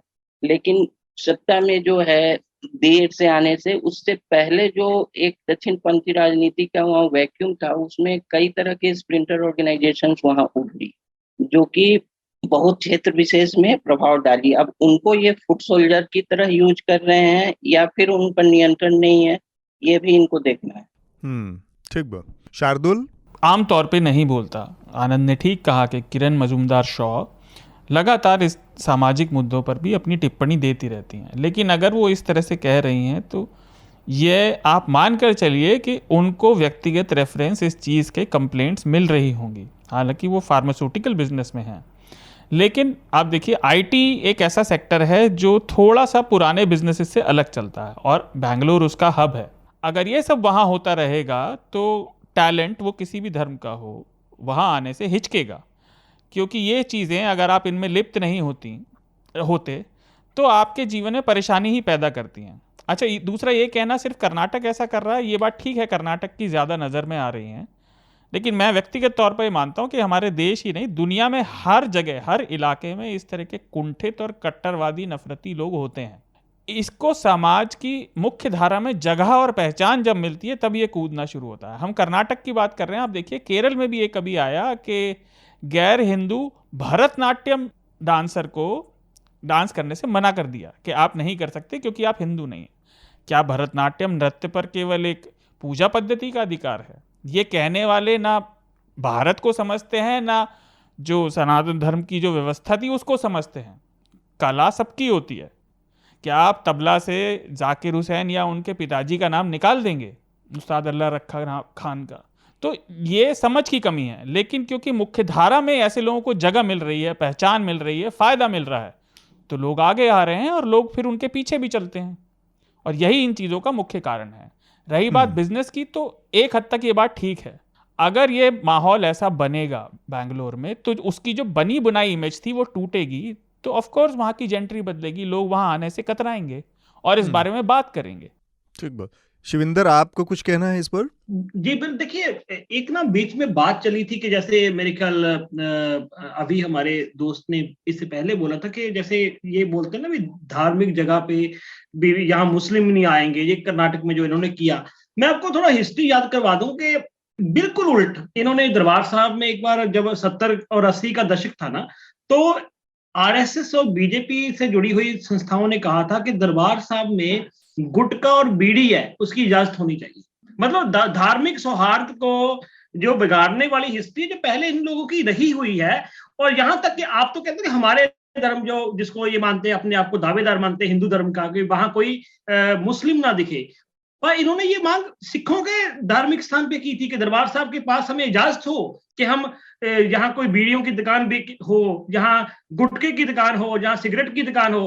बस यही चीज उल्टी जो है कर्नाटक में हो रही है। ये कह रहे हैं कि कर्नाटक में अब कोई मुस्लिम दुकान नहीं लाएगा, लेकिन दरबार साहब में इन्होंने ये मांग की थी। ठीक है। तो ये उनका जो अपना कॉन्ट्रडिक्शन है अलग अलग इलाकों में, वो भी दिखाता है। एक कॉन्ट्रडिक्शन ये भी है कि पूरे देश में वो खान पान की एक पद्धति थोपना चाहते हैं या उसको लागू करना चाहते हैं, लेकिन ऐसे भी स्टेट हैं नॉर्थ ईस्ट में जहाँ पर बीजेपी की सरकारें हैं, या गोवा है जहाँ पर वो बीफ सप्लाई का भी वादा करते हैं चुनाव में। तो केंद्र में मंत्री ये कह चुके हैं कि हम तो बीफ खाने के उल्ट नहीं है। रिज्जू का बयान आए थे पहले। तो ये है। हम एक और विवाद नहीं, एक घटना है जो कि श्रीलंका से जुड़ी। मैं चाह रहा हूँ कि आनंद थोड़ा सा इस पर अगर रोशनी डालें कि अचानक से जनवरी के बाद ऐसी क्या परिस्थितियाँ बदली। अभी हालात ये हैं कि 10-10 घंटे की बिजली कटौती हो रही है, चावल दाल या खान पान की जो बहुत ज़रूरी चीज़ें हैं श्रीलंका में वो उपलब्ध नहीं हो पा रही हैं। जो उपलब्धता है वो भी बहुत महंगी हो गई है, हर चीज़ की कीमत आसमान छू रही है। इन्फ्लेशन जो मुद्रास्फीति है वो बहुत तेज़ी से बढ़ गई है। भारत सरकार ने $1 बिलियन की इनको ज़रूरी सामानों की सप्लाई करने के लिए, एसेंशियल्स के सप्लाई के लिए क्रेडिट लाइन अलग से जारी की है।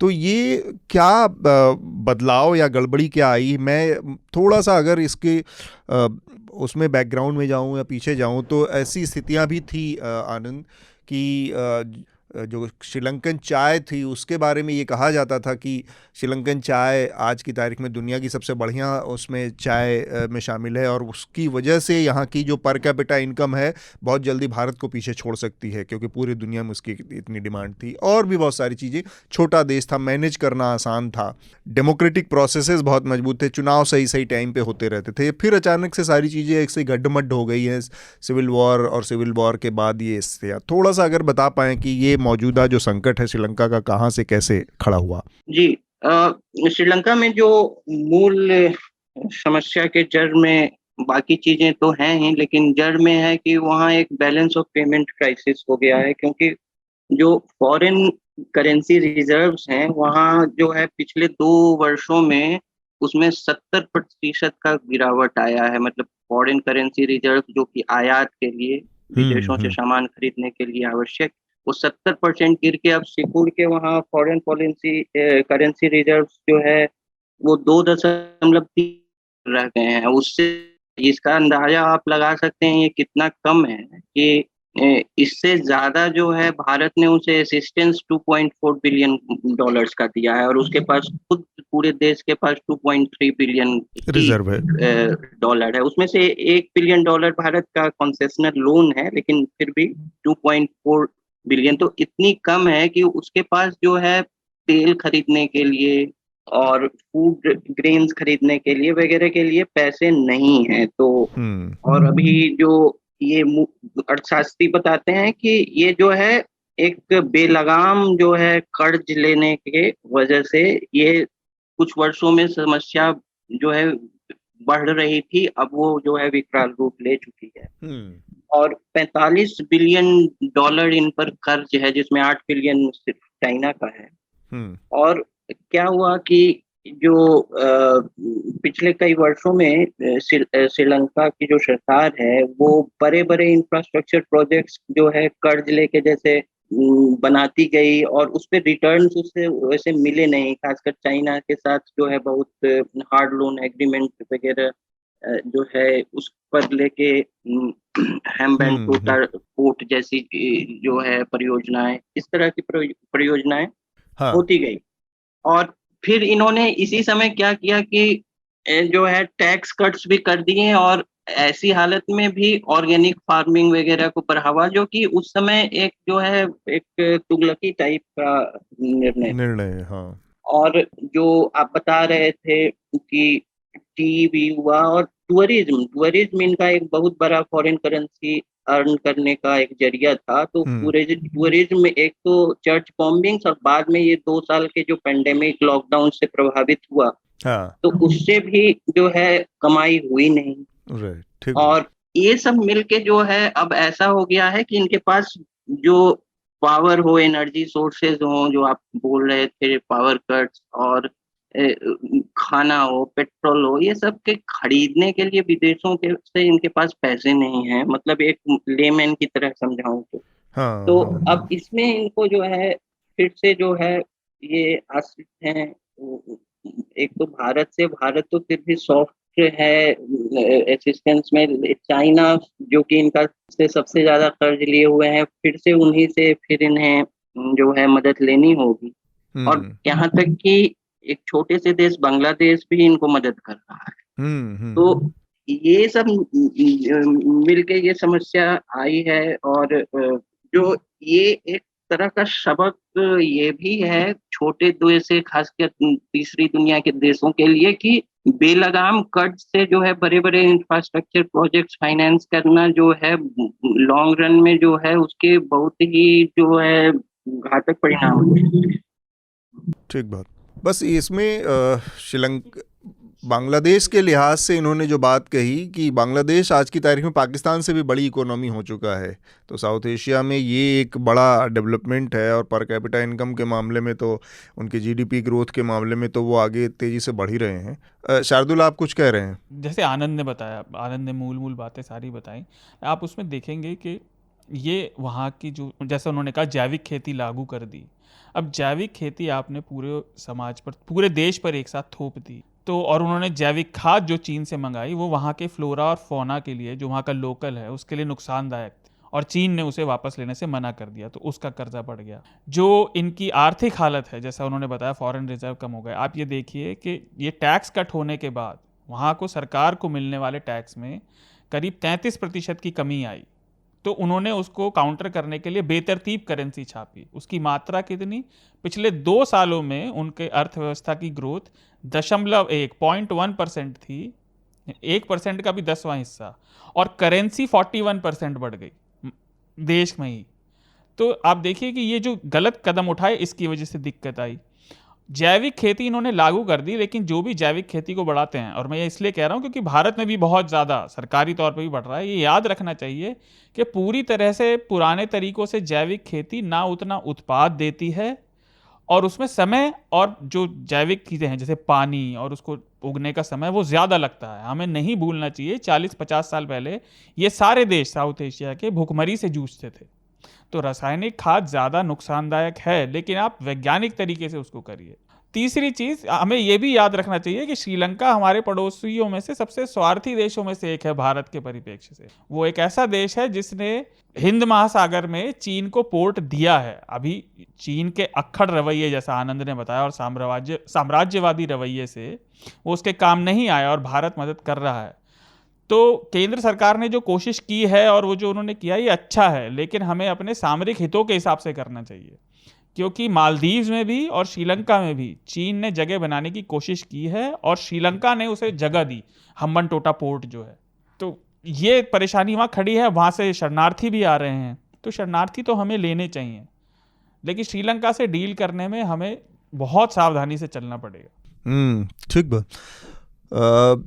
हम अपने आखिरी विषय की तरफ बढ़ते हैं, और ये जो आखिरी विषय है, पश्चिम बंगाल में जो राजनीतिक हिंसा का जो कल्चर, जिसमें हमने देखा कि एक टीएमसी लीडर की हत्या हुई बीरभूम ज़िले में, और उसके बाद वहाँ पर प्रतिक्रिया में हमला किया गया, और 9 लोगों की अब तक उसमें जान चली गई है, और 9 में 7 महिलाएं हैं, 2 बच्चे हैं। उनको जलाकर मार दिया गया। काफ़ी इसको लेकर विवाद चल रहा है, दिल्ली से लेकर और कलकत्ता तक इस पर बातचीत हो रही है। ये जो इस तरह की घटना है, अगर हम देखें आनंद, तो थोड़ा सा अगर इतिहास के भी नज़रिए से देखें, जब वहाँ पर कम्युनिस्ट पार्टियों का शासन था, तब भी ये जो मारकाट या जो राजनीतिक हिंसा है, ये राजनीतिक विचारधारा से परे, ऐसा मतलब क्या ऐसा एक वो है कि बंगाल के समाज में कहीं, मतलब पूरे सोसाइटी को वैसे किसी चीज़ से जोड़ना अजीब गलत बात होता है, फिर भी वहाँ पर इतनी हिंसा पॉलिटिकल उस पर क्यों देखने को मिलती है? जी, आपके ही मित्र की जो किताब थी भौमिक जी की, गैंगस्टर स्टेट, हाँ हाँ, जी, मैं उसी का जिक्र करने रिव्यू भी किया था। हाँ। तो उसमें वो पहले से ही वो जो है कि वहाँ जो है स्ट्रीट पावर जो है ना, जो पार्टियों का स्ट्रीट पावर जो है, उसका बहुत महत्व है, और सत्ता में आ जाने के बाद जो है स्टेट और पार्टी को एक ही मान लेना। तो इस तरह की प्रवृत्ति जो है वामपंथी जो वहाँ सत्तारूढ़ रहे 3 दशकों से ज्यादा, उसमें एक तरह का, उस तरह का राजनीतिक संस्कृति उस तरह की बनी वहाँ, और उसको काउंटर करने के लिए भी पार्टियों में ऐसी समझ बनी कि हमें भी उसको काउंटर भी उसी तरह के मोबिलाइजेशन से करना है। क्योंकि वहाँ जो है स्ट्रीट पावर आपके पास नहीं हो, अगर आपके पास जो है फिजिकल फोर्स की उपस्थिति नहीं हो गांव-गांव, चप्पे-चप्पे में, तो कैंपेनिंग करना तक जो है बहुत ही मुश्किल है, असंभव है लगभग। हाँ, तो उस तरह की राजनीतिक संस्कृति जो है तृणमूल में भी फैली है। और अभी जो है वहाँ की जो विपक्षी पार्टियां हैं, एक तो है कि उसके मुख्य विपक्षी पार्टी जो है केंद्र में शक्तिशाली है, लेकिन जो वहाँ की इससे पहले बहुत शक्तिशाली पार्टी थी सीपीएम, वो जो है पूरी तरह से वहां से दृश्य से गायब है। लेकिन उस अपना अस्तित्व बचाने के लिए अब वो भी इसका तो विरोध कर ही रही है, हालांकि एक समय वो भी यही काम की थी, लेकिन वो भी विरोध में आई है। यहाँ तक कि चुनाव के बाद जो हिंसा हुई उसमें भाजपा ने बहुत विरोध किया और इधर सोशल मीडिया वगैरह ये सब पे, लेकिन उससे बड़ी बात ये थी कि उस पे सबसे पहले विरोध का स्वर सीपीएम ने दिया था, अगर आप अखबारों को देखें तो वो है। और अब अभी भी जो ये जो हिंसा भी हुई है, अब इसका जो है इसकी भी रूपरेखा अजीब है। और ये जो है जिनकी हत्या हुई वो उप प्रधान भी टीएमसी के ही थे, और जिन लोगों पर जो हमले का आरोप है वो भी इसी पार्टी के बताए जा रहे हैं। तो ऐसा आरोप है। अब तो सीबीआई इसमें इन्वेस्टिगेशन कर रही है, क्या सामने आता है। इससे पहले एसआईटी भी गठित हुई थी जी। और कलकत्ता जो उच्च न्यायालय है उसके आदेश पर सीबीआई प्रोब इसमें हुआ है।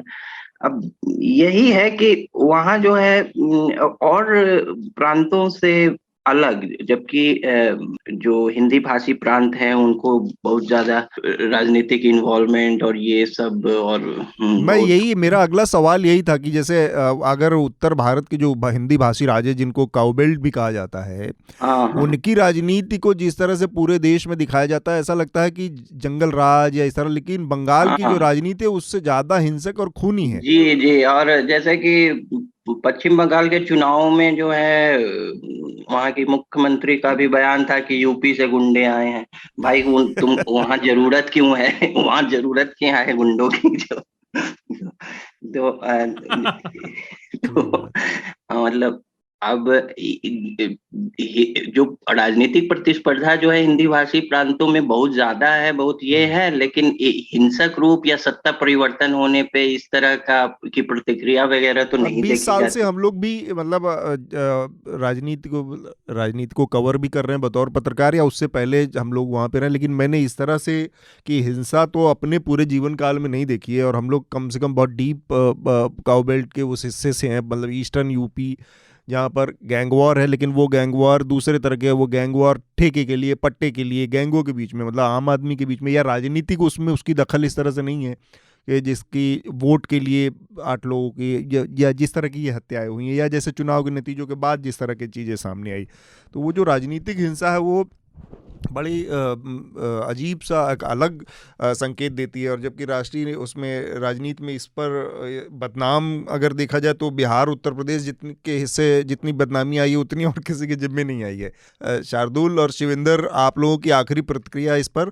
उससे पहले मैं थोड़ा सा अपडेट दे दूं कि इस मामले का, जैसे आनंद ने बताया कि इसमें बाद में कलकत्ता हाईकोर्ट ने इंटरवीन किया और सीबीआई जांच हो रही है। खुद ममता बनर्जी भी वहां पर पहुंची थी और उन्होंने आदेश देकर जो आरोपी थे उनकी पार्टी के, उन लोगों की गिरफ्तारी के भी आदेश दिए। तो ये काम चाहे राजनीतिक दबाव में ही सही ममता बनर्जी ने किया।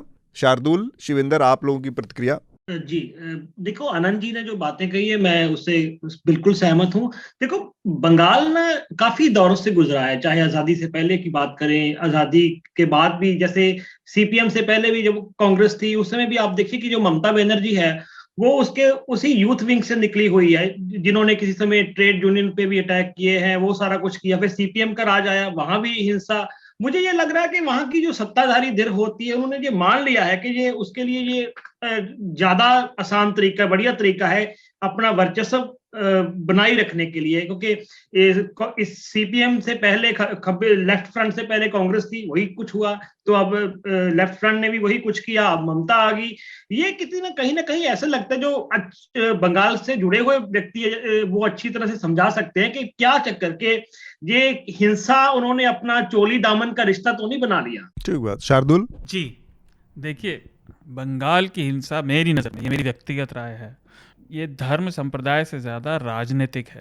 अब आप देखिए, इस घटना में मरने वाले सभी लोग मुसलमान हैं और विरोधाभास देखिए, अभी हम क्या बात कर रहे थे और इस समय भाजपा न्याय के लिए उनके कह रही है। मैं इस चीज से आश्चर्यचकित ये हूं। बड़ी अजीब सी विडंबना भी है, विद्रोह भी है हाँ, पूरे मसले का। देखिए मैं आश्चर्यचकित हूं कि कोई भी दल, जैसा अभी शिवेंद्र ने कहा, कांग्रेस थी, वामपंथी दल थे, इस परिस्थिति में जरा सा भी सुधार नहीं ला पाते। और ये कमाल की, मतलब सभ्यता और कल्चर पर बाकी प्रदेशों को खूब भाषण देते हैं, मखौल उड़ाते हैं बंगाल के भद्र लोग, और इस बात पर चूम ही नहीं करते। मतलब वो भारतीय समाज की हिपोक्रेसी के कल्चर में भी एकदम कल्चर्ड है। वैसे तो वो सबको देते हैं, संगीत में, पढ़ाई में, लेकिन बंगाल के अंदर जो स्ट्रीट जस्टिस, जैसे आनंद ने बताया, मतलब यूपी और बिहार तक में सुधार आ गया। मेरे, आप लोग तो मुझसे कहीं ज़्यादा अनुभव वाले भी हैं और आयु में भी बड़े हैं। मेरे सामने भी, मुझे याद है, बिहार में वो रणवीर सेना और ये सब होते थे, वो सब चीज़ अब खत्म हो गई है। हाँ, गुंडई बाकी है, हाँ अभी कानून व्यवस्था में सुधार कहीं ज़्यादा होने हैं, लेकिन बंगाल जैसी हालत तो नहीं है, और इस पर कोई बात नहीं करता। और मैं इस चीज़ को बिल्कुल अब मानता हूँ कि इस चर्चा को करने का और खुलकर करने का, और इस हिंसा की चाहे जो भी करे, खुलकर भर्त्सना करने का समय आ गया है। बंगाल इतना बड़ा प्रदेश है, इतनी ज़्यादा वहाँ की जनसंख्या है, उसका राजनीतिक, सामाजिक, सब चीज़ का महत्व है, और वहाँ कोई पूछता भी नहीं कि लोग ऐसे ही काट दिए जाते हैं, जला दिए जाते हैं, बात भी नहीं होती। बस बाकी बातें तो आप लोगों ने कर ही दी।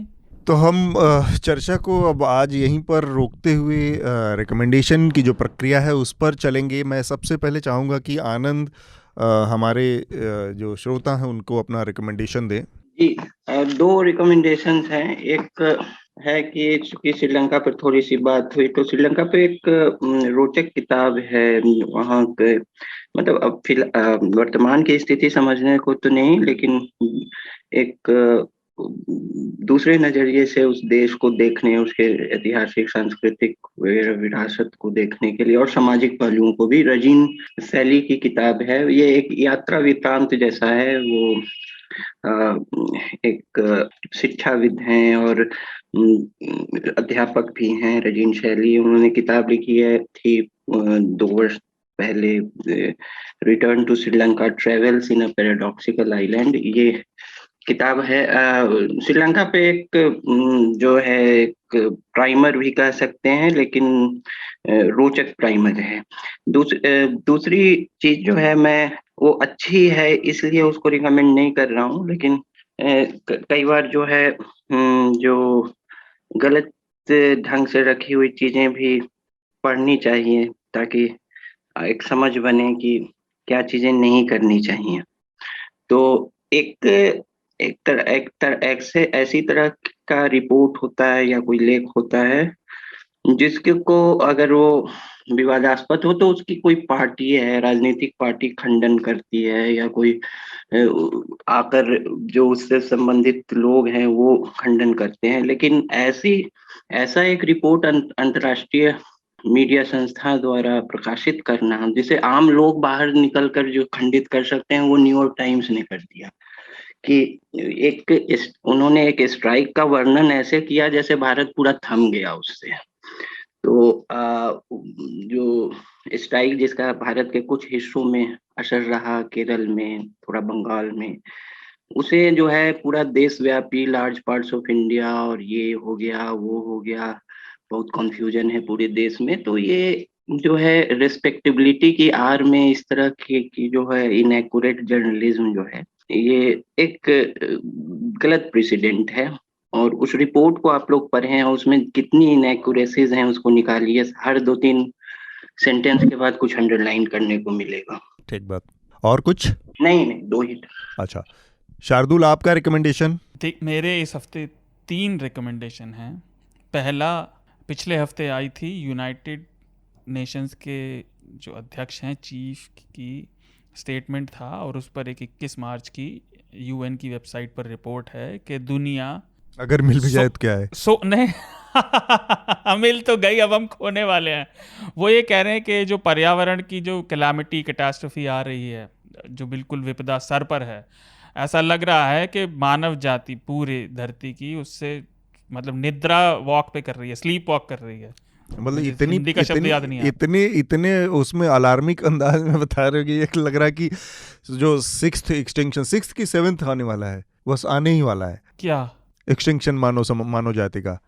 एक्सटिंक्शन तो पता नहीं, लेकिन आप देखिए हमारे जीवन में हमारे रहने जीने की बहुत परिस्थितियां बदल जाएंगी और हम कुछ नहीं कर रहे। हालांकि मैंने इसको हंसी मजाक में थोड़ा सा कहने की कोशिश की, लेकिन जो पर्यावरण परिवर्तन और जो इन्वायरमेंटल कंसर्न है वो बहुत ही सीरियस उसमें है। जिस तरह की गर्मियां इस बार आप देख रहे हैं मार्च के महीने में, मैंने तो सुना पहाड़ों पर लोगों का अप्रैल आ गया सर। हाँ, अप्रैल आ गया, लेकिन अप्रैल के महीने में होली 17 को बीती है। उस टाइम कुछ लोग जो हमारे मित्र यार पहाड़ों में रहते हैं या उनका घर है, गए और उन्होंने बताया कि पहाड़ों में फूल, जो कि एकदम बसंत का महीना होता है, चारों तरफ फ्लावर वैली है, फ्लावर और सब फूल झुलस गए, इतनी गर्मियां पड़ रही हैं इस समय वहां पे। हाँ, तो पहली रिपोर्ट ये। दूसरी, न्यूज लॉन्ड्री पर बसंत की बहुत अच्छी रिपोर्ट है। जैसा अतुल ने बताया, मैं छुट्टी पर था, अभी भी हूँ, लेकिन प्रकाशन की दुनिया में जो रॉयल्टी की लड़ाई है, उनके एक लेखक हैं विनोद कुमार शुक्ल, उन्होंने कुछ बातें कही हैं और उस पर बसंत की बहुत अच्छी रिपोर्ट है, वो आप ज़रूर पढ़िए, आपको पता चलेगा ये सब बड़ी बड़ी किताबें लिखने के पीछे क्या चल रहा है। तीसरा, हम कई बार गेम रिकमेंड करते हैं, मैं एक गेम रिकमेंड करूँगा। अगर आपको गेमिंग में ज़रा सा भी इंटरेस्ट है तो ये जनरेशन डिफाइनिंग गेम है, एल्डन रिंग, उसको ज़रूर खेलिए, आपको बहुत अच्छा लगेगा। खेलिए और खेल कर बताइए। शिविंदर, आपका रिकमेंडेशन? ये वैसे कमाल का लगा जो अंत वाला एपिसोड है, मुझे नहीं पता था कि ये भी कुछ करना होगा, तो अच्छी बात है। पंजाब को जानने के लिए देखो, एक तो अमनदीप संधू की किताब है, उसमें थोड़ी सी दिक्कत है एक दो चीजों की, लेकिन यदि किसी बाहर वाले ने समझना हो, पंजाब के बाहर वाले ने, वो अच्छी किताब है। मेरे ख्याल अतुल आपने भी शायद पढ़ी होगी, Punjab journey through fault line, वो ठीक किताब है। उससे बढ़िया किताब मैं कहूंगा राजमोहन गांधी की है, पंजाब किताब है, वो पंजाब को समझ सकते हो। पर पंजाब के ऊपर पंजाबी में बहुत अच्छी किताबें आई है। यदि कोई दोस्त पंजाबी जानता है तो एक लहंदे पंजाब, मतलब पाकिस्तानी पंजाब, जिसको हम पंजाब वाले लहंदा पंजाब बोलते हैं, लहंदा पंजाब मतलब वेस्टर्न पंजाब। अच्छा। उनके राइटर है एजाज मंजूर। अच्छा। उन्होंने पंजाब की तवारीख के नाम पे से एक किताब है, वो पढ़ने वाली किताब है, जो कि वो पंजाब को पुराने समय से पंजाब कैसे चला आ रहा है, उसमें एक लड़ने की जो क्रांतिकारी प्रवृत्ति क्या है, कैसा रहा है, वो एक अच्छी किताब है, मुझे लगता है पढ़ सकते हैं। चंडीगढ़ के मुद्दे पे मैंने जितनी किताबें पढ़ी है, कोई इतनी अच्छी किताबें तो नहीं आई, लेकिन अखबारों में इन दिनों जो एडिटोरियल आ रहे हैं, वो मैं कह सकता हूं कि अंग्रेजी अखबारों की जगह एक अखबार है पंजाबी का। मैंने उस समय पहले भी न्यूज, जब हमने इलेक्शन का प्रोग्राम किया था, तो बताया था कि पंजाबी ट्रिब्यून अच्छी पत्रकारी कर रहा है। इन दिनों उसके 2 एडिटोरियल बहुत अच्छे आए हैं। यदि चंडीगढ़ के मसले को समझना है, एक एडिटोरियल तो नाम लिखकर आया हुआ है, एडिटर का नाम लिखा हुआ है, स्वराजवीर का है। अच्छा। वो मेरे ख्याल में पढ़ सकते हैं यदि आप में से किसी को पंजाबी आती हो। जी, मेरे 2-3 रिकमेंडेशन हैं। एक तो बात में जिक्र आ गया, वो मैं पहले भी रिकमेंड कर चुका हूँ, लेकिन मैं फिर चाहूँगा कि हमने पश्चिम बंगाल की जो हिंसा की राजनीतिक हिंसा का जो उसकी जो संस्कृति है और वो कितनी डीप रूटेड है, जिसका जिक्र अभी आनंद ने किया, उस किताब का गैंगस्टर स्टेट। सौर्य भौमिक हैं लेखक, इसके मित्र भी हैं मेरे। वो किताब पढ़ी जा सकती है इस नज़रिए से कि सौर्य भौमिक जिस स्ट्रीट फाइटर्स की जो स्ट्रीट मसल पावर की बात कर रहे हैं, वो खुद उसका हिस्सा रहे। और जो बहुत मशहूर वहाँ का कॉलेज है, जहाँ से ये माना जाता है कि सबसे बड़ी लीडरशिप निकली है कम्युनिस्ट पार्टियों की, कलकत्ता में, बंगाल में, प्रेसिडेंसी कॉलेज, वहाँ से शुरू किया था उन्होंने, और स्टूडेंट पॉलिटिक्स से लेकर और वो आगे तक गए थे।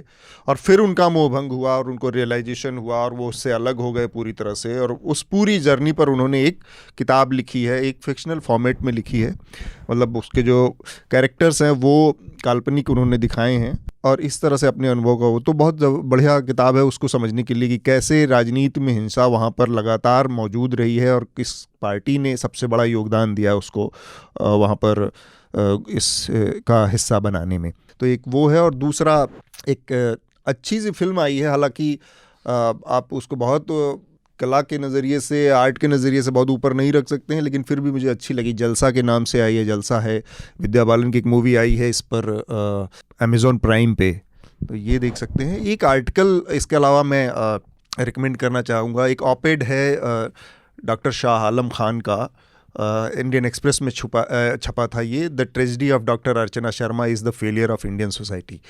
ये पढ़ें। बेसिकली आजकल हर दूसरे तीसरे चौथे हमारे सामने इस तरह की घटनाएं आती हैं कि डॉक्टरों ने लापरवाही की, परिजनों ने हॉस्पिटल पर हमला बोल दिया, डॉक्टरों को पीट दिया। ये भी ऐसे ही है। एक डॉक्टर अर्चना शर्मा की राजस्थान की कहानी है, और डॉक्टर शाह आलम खुद एम्स में ऑर्थोपेडिक डिपार्टमेंट के हेड हैं, प्रमुख हैं। उन्होंने उसको लिखा है डॉक्टर के नज़रिए से, डॉक्टर पेशेंट के रिश्ते के नज़रिए से, समाज के रिश्ते के नज़रिए से। तो उसको मैं चाहूँगा कि आप पढ़ें और समझें थोड़ा सा कि ये किस तरह का रिश्ता होता है। ये मेरे रिकमेंडेशन थे। इसके साथ ही हम अपनी आज की चर्चा को रोकेंगे। अगर शार्दुल आपके पास कुछ और है दर्शकों से अपील के लिए या उनको के लिए कोई अनाउंसमेंट है तो वो आप कर सकते हैं, और उसके बाद फिर हम चर्चा को आज रोकेंगे। अलग से कुछ जानकारी नहीं, बस अपील यही कि देखिए, आप तक सही जानकारी तभी पहुंचेगी जब आप स्वतंत्र पत्रकारिता को, जो विज्ञापन और अपने अपने इकट्ठा हुए हितों से स्वतंत्र पत्रकारिता है, उसको सपोर्ट करेंगे। तो न्यूज़ लॉन्ड्री को सब्सक्राइब करिए और स्वतंत्र पत्रकारिता को सपोर्ट करिए। थैंक यू, शुक्रिया। आनंद, शिविंदर, शार्दुल, आप सबका बहुत बहुत शुक्रिया। थैंक यू, धन्यवाद। Bye bye. न्यूज लॉन्ड्री के सभी पॉडकास्ट टिचर, आईट्यूज और दूसरे पॉडकास्ट प्लेटफॉर्म पे उपलब्ध हैं। खबरों को विज्ञापन के दबाव से आजाद रखें, न्यूज लॉन्ड्री को सब्सक्राइब करें।